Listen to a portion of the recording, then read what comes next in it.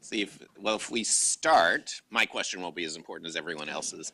So anyone who's not here loses their chance to ask a question. How's that? That would be a way of getting people back on time in the future.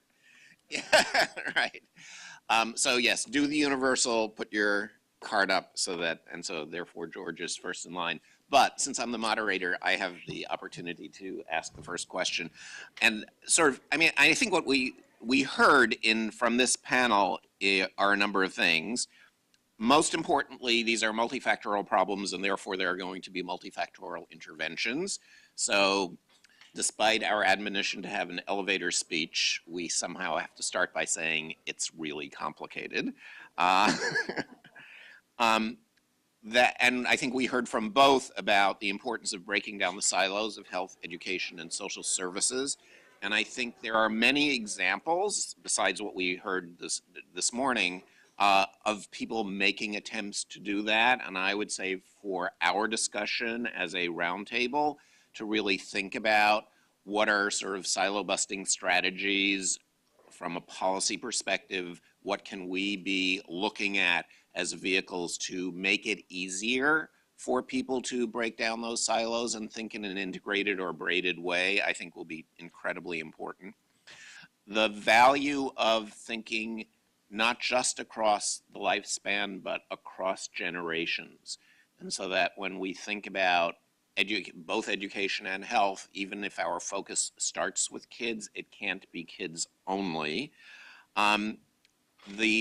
I think Charles's comment about the need to educate educators and educate clinicians in different ways, I think that's a tremendous opportunity for us to be thinking about as a roundtable, particularly as clinical education is being, education of clinicians of various stripes is being readjusted based on a team concept and how people are going to have to work in teams in our reforming healthcare system. Perhaps we need to broaden for medical educators the notion of who is part of the team, and schools may indeed be part of the team. So I would like to start, so this notion of it being multifactorial obviously means that we need to have interesting collaborations. So I'm going to ask a question of David and Allison, and then a question of Charles, but I'll just put them out there now and they can just answer them. For Allison and David, you've obviously shown some interesting work, but you did this as a health entity. So do we have any data yet around health outcomes or progress toward improved health outcomes that perhaps could be improving the bottom line for Nemours in terms of either cost or just better quality? And for Charles, the flip side, which is, can you tell us a little bit about, I guess, particular work in New York that has begun to address this from an education perspective? Yes, with outcomes, I'll speak first to the student health class, or excuse me, to the Make School Moving experience. It was a physical activity intervention. And we saw as a result of that physical activity intervention, we have the luxury in Delaware of having really great data, have a data system in the Department of Education where every child's assigned a unique identifier when they enter school, and we can track them throughout their school career. So every child in certain select grades participates in FitnessGram, and in elementary grades it's fourth grade, and fourth grade students. We saw students who were fit versus unfit, and we were making a dichotomous, so least fit versus most fit. We saw the students who were most fit attended 30 days of school more a year. So I'll stop and let that sink in. That's a month and a half of school. We saw that they did markedly better on their state tests. We saw that there were fewer discipline problems. So that was just, and when we looked at the Make School Moving experience, the students who were in the schools that were involved with us for 3 years did show significant improvement in their fitness levels. So we did see a benefit of engaging schools around fitness. And part of the win here was we were able to talk to schools about the things they care about. They care about health in an esoteric kind of way, but they really care about student performance and discipline. So that's hit them where they live. And I think that in terms of the early care and education work with the collaboratives around healthy eating, physical activity, screen time, and breastfeeding support, when we started that in Delaware, and one of the reasons that we felt so strongly about the idea that we could spread and scale that into other states, and why we were so excited to see the CDC funding opportunity become available, is because in Delaware, when the collaboratives were put into place, 81% of centers made changes to both physical activity and healthy eating policies or practices in their center that were sustained at least 1 year post-collaborative, and 100% of them made changes to either healthy eating or physical activity policies and practices that were sustained at least 1 year post-collaborative. So the idea that if we're changing the context of the environment and changing the environment in which these kids are operating, whether that's availability of more water or low-fat milk or increased physical activity, less screen time, et cetera, that we're increasing the opportunities then for healthy behaviors to take those places, which we hope in the long term would hit the students themselves. I think one of the things that we're most excited about in cohort 2, phase 2, so this fall in the original 6 states, is we'll be looking at a small subset of that cohort of centers, about 24 centers, that will be randomly selected, and we'll do pre and post observations using a standardized tool to really see whether or not those centers that are participating in the National Early Care and Education Learning Collaborative are making significant changes to the practices and policies of their centers with the same type of impact that we saw in Delaware. And I think, over time, the goal is to be changing the context of the environment enough that we'll start to see more of those health outcomes come into play. Charles. So I'm excited to tell you about a collaboration I have with an organization called the Children's Health Fund, which was funded over 25 years ago by Erwin Redlener, who's a pediatrician, and Paul Simon, and they invented the mobile delivery of primary care to children, and have provided primary health care to about 400,000 of the nation's most vulnerable children. And they kind of independently came to the conclusion that providing primary care to children was really important, but that they could have an even bigger effect by helping the children succeed in school and in life. So we are working together to, in the fall, we'll be launching phase 1 of an initiative called the Healthy and Ready to Learn Initiative. It will start in New York City and then be rolled out through their national network of about 200 schools throughout some of the most high poverty communities throughout America. But in this initiative in New York City, what we're trying to do is to demonstrate the value and educational effects of addressing what we call a multiple set of health barriers to learning. And the examples are the ones I talked about previously, but let me just give you an example of like one thing that we will be doing. If you take something like vision screening is pervasive in the nation's schools.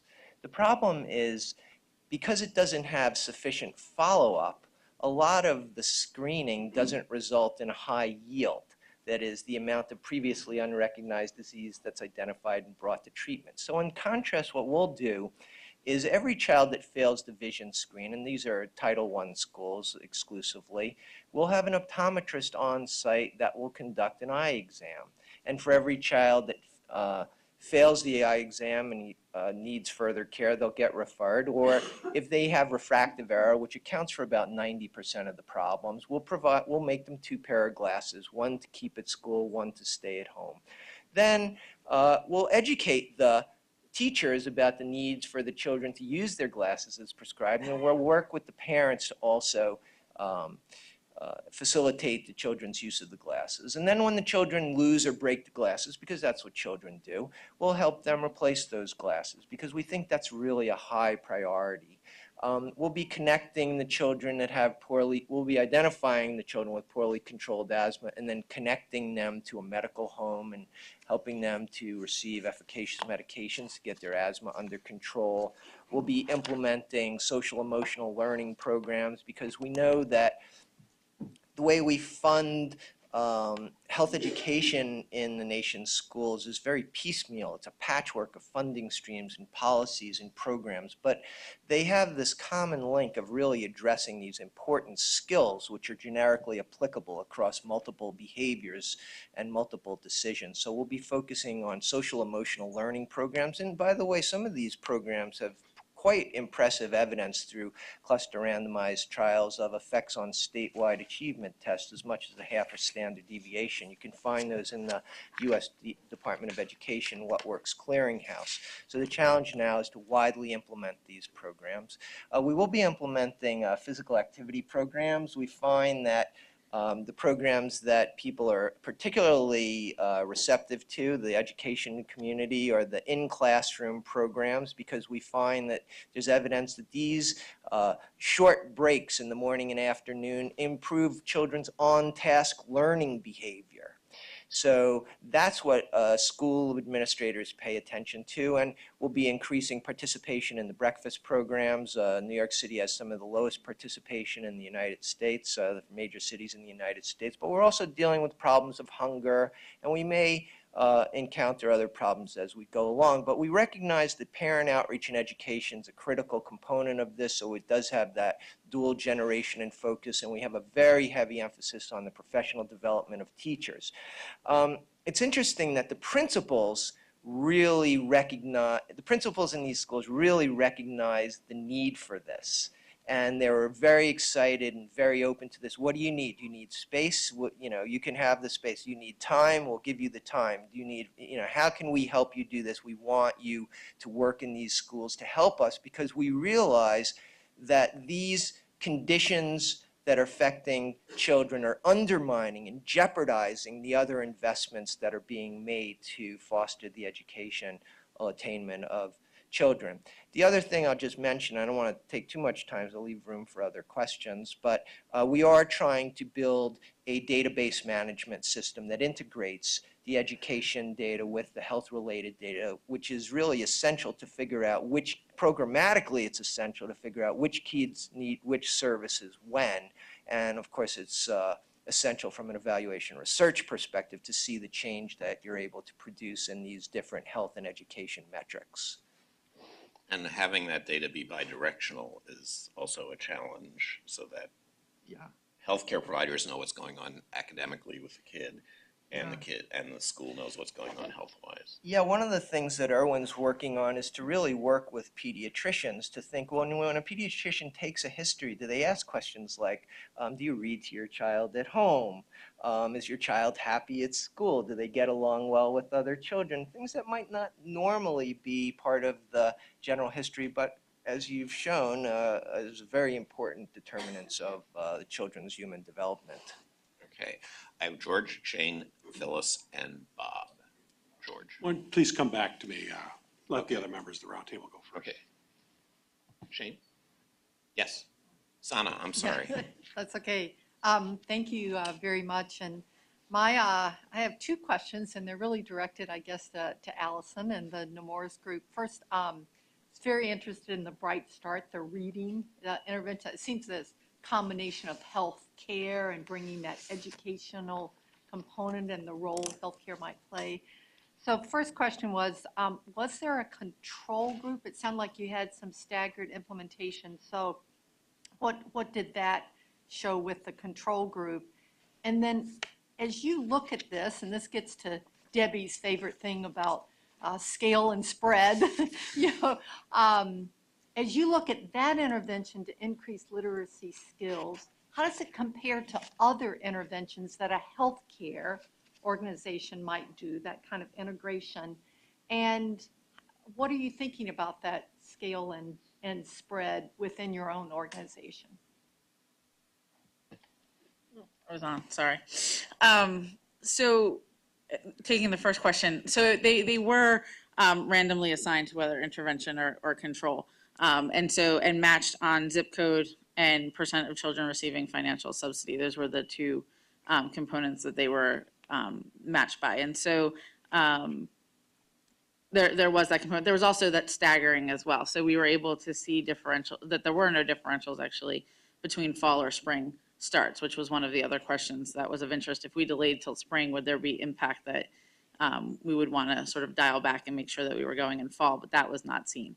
But as I said, there's a ton of data because there's 4 years of data to look at, and much more in-depth sort of presentations on the specifics of the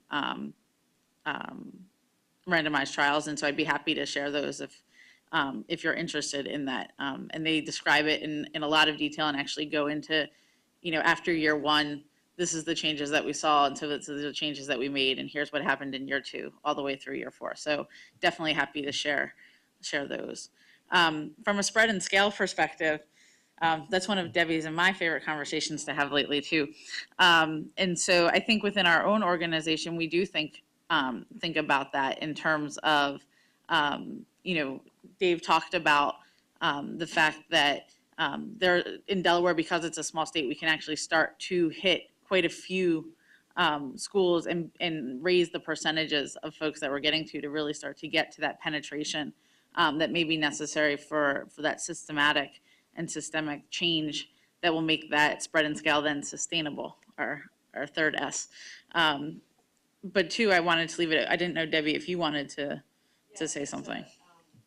To answer your question more specifically, with respect to the Bright Start program, that actually started in Florida, in Jacksonville, and now it's spread throughout the state of Florida. So now it's in Orange County, Duval County, many organizations in Florida. And the spread strategy there was working, trying to find childcare is different than schools in the sense that you don't have with schools you have superintendents, so you can reach more kids. What our strategy for that in Florida was to work within school systems, because you could get more spread, and to work with, in Florida we have early learning coalitions, or I think that's what they're called, early learning councils, to use that as a spread mechanism. But we also then took that Florida intervention, and I have also been doing it in Delaware, because we have a Delaware-Florida thing going on with our clinical part of our work. So we actually also piloted in the rural areas in Delaware, and that was through a foundation. In the spread and scale, in terms of the early care and education, that was taking a practice-based, science-informed strategy in Delaware, and then working, nationally to really try to spread and scale the approach. And that had a number of different things in terms of just creating materials that are easy to use. That's more for the self-directed providers. But then we were more intentional about putting together, in the intervention that Allison's talking about, putting together, groups of child care centers in a structured learning process using the IHI model, and that we've been working with different states on. So we've tried to create different ways of doing spread and scale, but the critical issues have been coming up with tools. The final thing I'll say about the spread and scale with Bright Start, that's also now national in the sense that we have a partnership with Kaplan, and we have a train the trainer process where we train others and then they go out and they spread it. And so we've used different mechanisms for spread and scale in all these interventions. Phyllis. First of all, I want to thank the panel for your presentation, your information, and I want to especially thank Jeff for giving us an opportunity to walk around. So I took a walk around the block. Yeah, and I think this whole circular metaphor is really striking me here, because I think I left more reflective, but I do have a question in this, so bear with me. I feel like I'm getting this reputation of being the person that sort of dates herself and talks about how we've come full circle back to these problems that we knew many, many years ago. We call it physical activity, but in the 40s they called it calisthenics and gym. And we've had early screening of preschoolers and children, funding cuts, and all of those programs disappear. Yeah, EPSDT was exactly what I was thinking about from the public health perspective.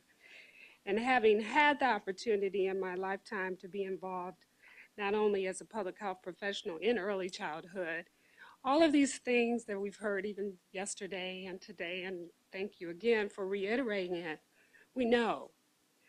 Yet still we have to fight for the same policies to feed our children, to make sure that there's communities use of schools so that we can have extra activities for our children, that we can have access to supportive referral resources within the schools like Cities and Schools and those kinds of programs.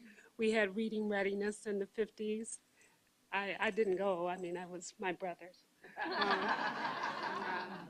But all of these things, we've had these before. And so I guess the question and the thing that was missing for me yesterday, and that maybe you can give some insight to, is perhaps the policy question. What can we do this time around, since we're on the merry-go-round again, and all of the things that we knew 25 years ago are coming full circle? What can we do to really craft more sustainable policy so that 25 years from now, we won't have to research this again because we know physical activity affects cognition. We know all of these things. What kind of sustainable policies do we need to be thinking about, and how do we structure those? Are there some policies, these are 3 questions, that we need to sunset, either on the educational side or the health side, that are really not advantageous to this agenda? And or are there some that we need to enhance right now? Because I actually, I hope I'm around 25 years from now, but I really don't want to hear this again. I really don't. And how do you help me? How do we get to a different place? And that might be more than I can ask of you to ask, but I really would love to hear your thoughts about it. How about an elevator speech answer?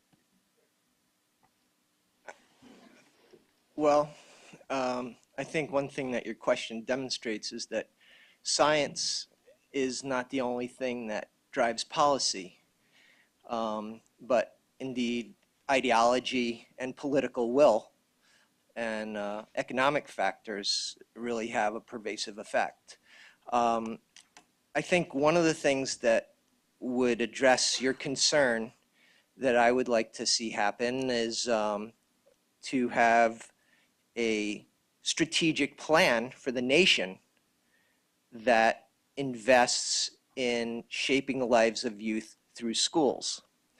We have Healthy People 2020, and that's a very useful blueprint that creates accountability so that at the end of the decade we take stock and we have metrics and we invest resources based on how we're doing, and we track progress in different parts of the country. So I think having a strategic plan for the nation's schools that would pay attention to these issues would create the kinds of accountability structures and keep this issue on the agenda in ways that's absolutely necessary.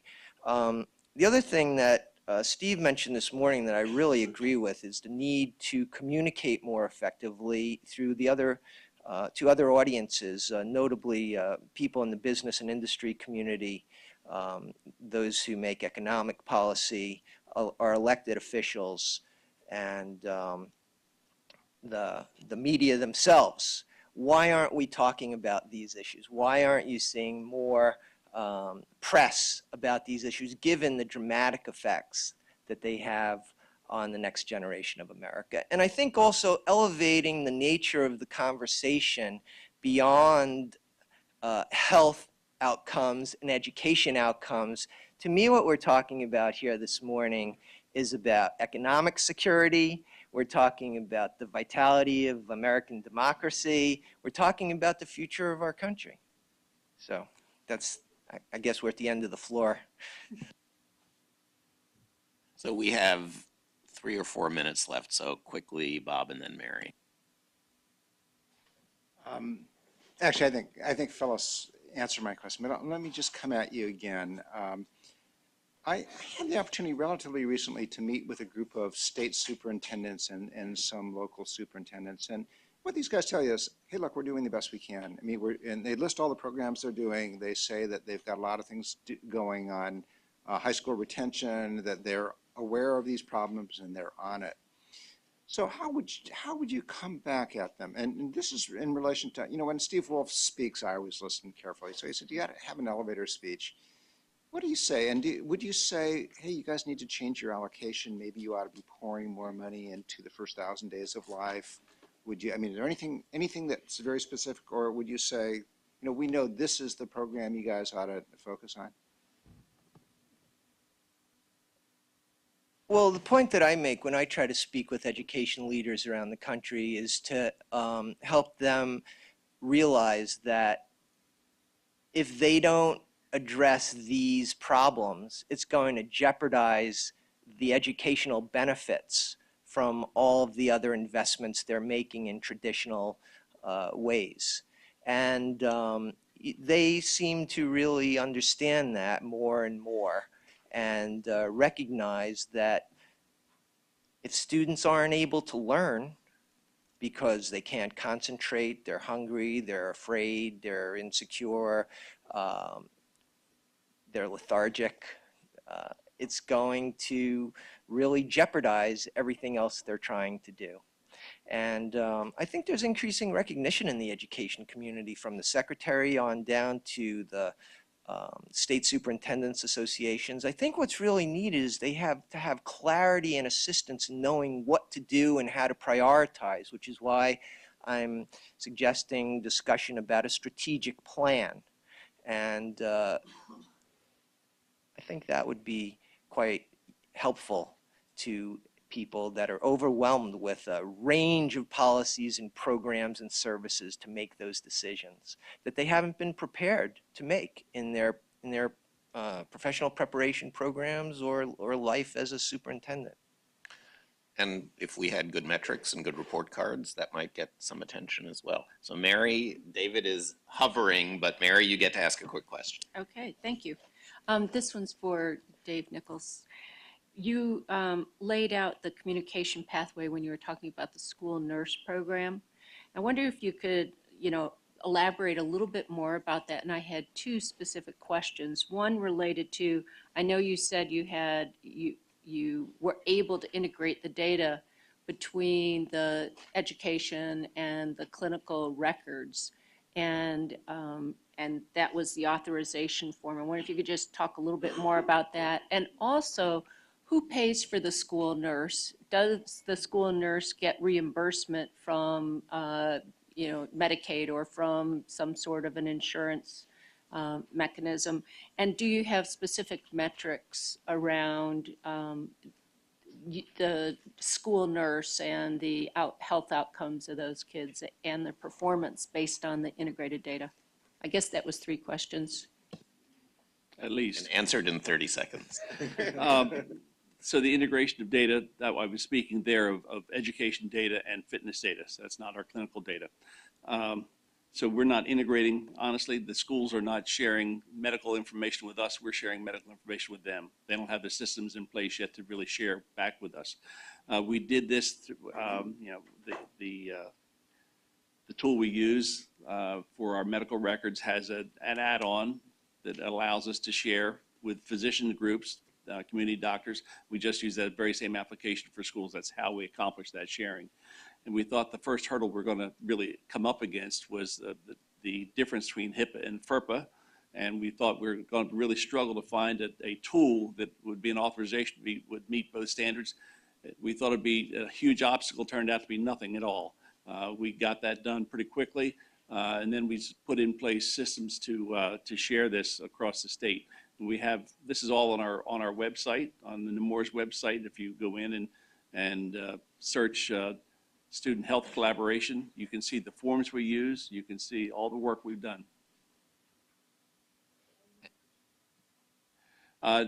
School nurses in Delaware are part of the regular unit funding. Every school is expected to have a school nurse, and that's just part of the teacher count. So that I don't believe that they're submitting for Medicare reimbursement at this time. Okay, so with that, let us thank David, Allison, and Charles for a great time.